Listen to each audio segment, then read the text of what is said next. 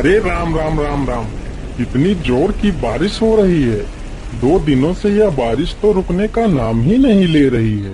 मुझे लगता है अब जल्दी ही मेरी छत से पानी टपकने लगेगा। तभी उधर से एक शेर बारिश से परेशान होकर छिपने की जगह ढूंढते ढूंढते उसी किसान की झोपड़ी के पीछे बने तबेले में घुस जाता है, जिस तबेले में उस किसान के कुछ गधे बंधे हुए थे। अंधेरा ज्यादा होने के कारण शेर गधों को देख नहीं पाता है और उन्हीं के बीच जाकर खड़ा हो जाता है।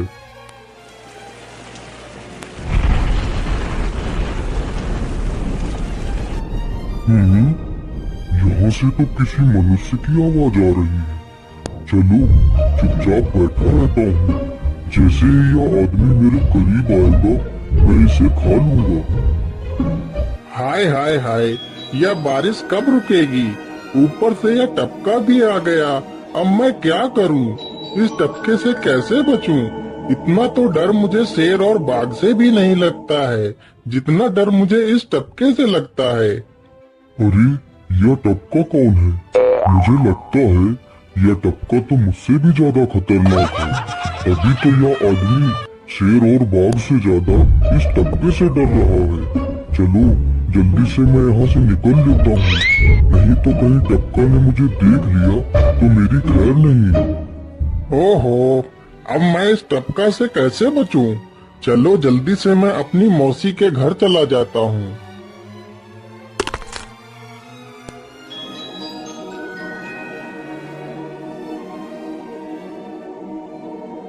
अरे चल चल गधे की औलाद, यहाँ पर छिपा हुआ बैठा है।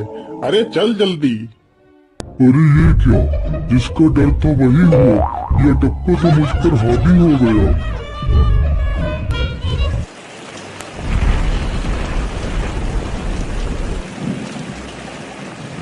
कैसे बचूं? कैसे बचूं? इस टपका से मैं कैसे बचूं? हे भगवान मेरी सहायता करो, मुझे इस टपका से बचाओ। मैं आज के बाद किसी प्राणी को नहीं मारूंगा। मैं मांसाहार छोड़ के शाकाहारी बन जाऊंगा। भगवान मेरी रक्षा करो। शेर को दौड़ते दौड़ते रात से सुबह हो जाती है।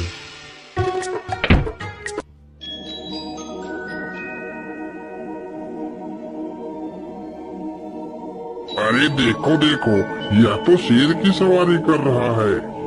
अरे हाँ, सच में ये तो शेर की सवारी कर रहा है। इसे तो डर भी नहीं लगता है। अरे उधर तो देखो जरा, यह आदमी कितना बहादुर है। यह आदमी शेर की सवारी कर रहा है। जिस शेर को देखकर हमारी धोती आगे से गीली और पीछे से पीली हो जाती है, यह तो उसकी सवारी कर रहा है। ये गांव के लोग भी ना पागल हो गए हैं जो इस गधे को शेर। अरे बाप रे, यह तो सच में एक शेर है। हे भगवान मेरी रक्षा करो, शेर तो मुझे खा ही जाएगा। राम राम राम राम राम। अब क्या होगा? इस शेर से कैसे बचूं? अरे यह तो एक बरगद का पेड़ है। यही अच्छा मौका है, जल्दी से इस बरगद की जड़ पकड़कर ऊपर चढ़ जाता हूँ।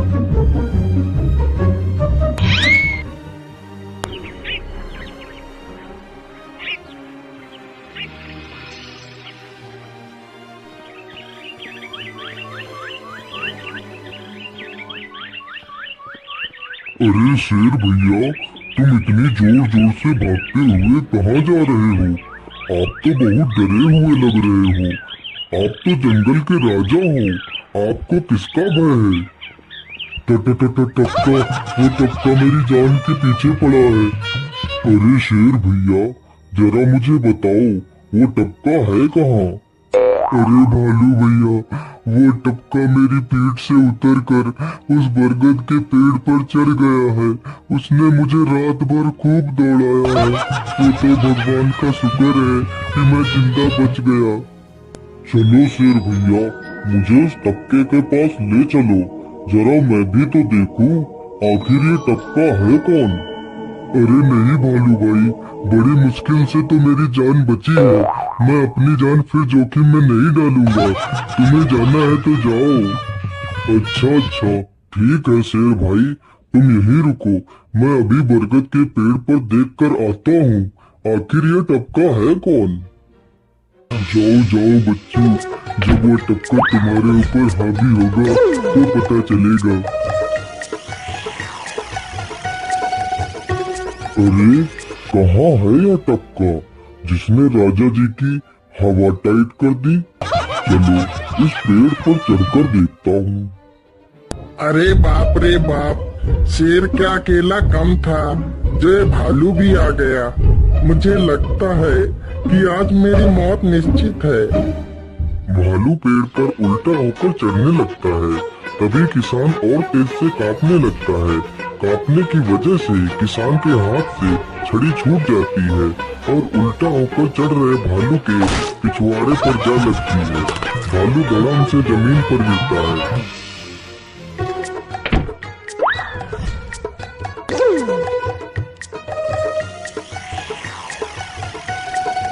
मुझे लगता है अब शेर और भालू दोनों भाग गए हैं। चलो अब जल्दी से यहाँ से निकल लेता हूँ।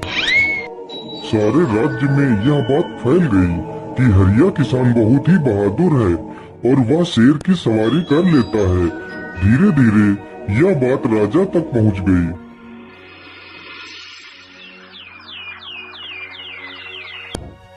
महाराज, क्यों न हम पड़ोस के गांव से हरिया किसान को बुलवा लेते हैं। वह बहुत ही बहादुर है। उसके बहादुरी के चर्चे तो पूरे राज्य में हैं। मुझे पूरा विश्वास है वह इस काम को जरूर कर सकता है।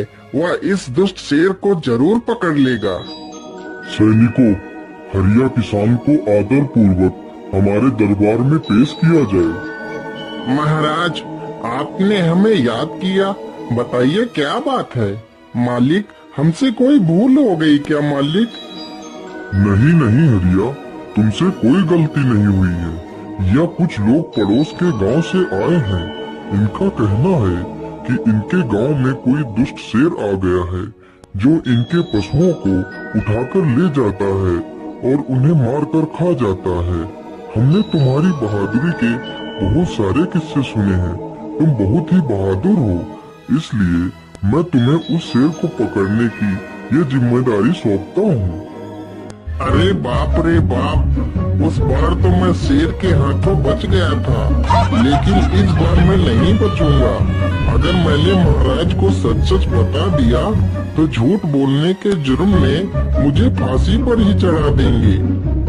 अरे हरिया, तुम मन ही मन क्या बड़बड़ा रहे हो? कुछ नहीं महाराज, कुछ नहीं। मैं सोच रहा था कि मैं शेर को कैसे पकड़ूं। ये लो हरिया, कुछ स्वर्ण मुद्राएं रख लो, ये तुम्हारे काम आएंगी। क्या करूं, कैसे पकड़ूं उस शेर को? ये महाराज ने भी मुझे कैसी दुविधा में डाल दिया है। क्या करूं? हाँ, मिल गया। फिर हरिया बाजार से एक रस्सी और एक जाल तथा एक बकरी खरीद कर लाता है। चलो जल्दी से, मैं यहाँ पर एक गड्ढा खोद देता हूँ।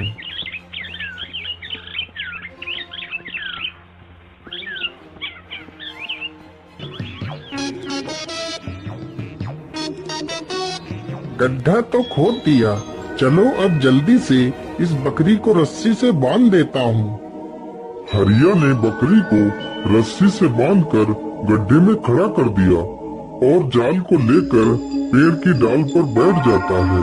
थोड़ी ही देर बाद जब बकरी को भूख लगती है तो वह चिल्लाने लगती है।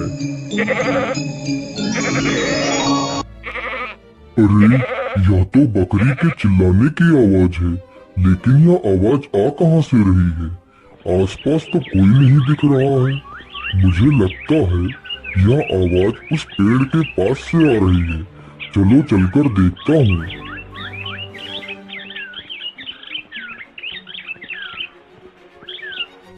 अरे वाह, आज तो शिकार मेरे पास खुद चलकर आ गया। शेर तुरंत ही बिना देर किए हुए गड्ढे में छलांग लगा देता है। तभी किसान तुरंत ही बकरी को ऊपर खींच लेता है और जाल को गड्ढे के ऊपर गिरा देता है। शेर गड्ढे में ही फंस जाता है। ये देखकर गांव के सभी लोग बहुत ही खुश हो जाते हैं।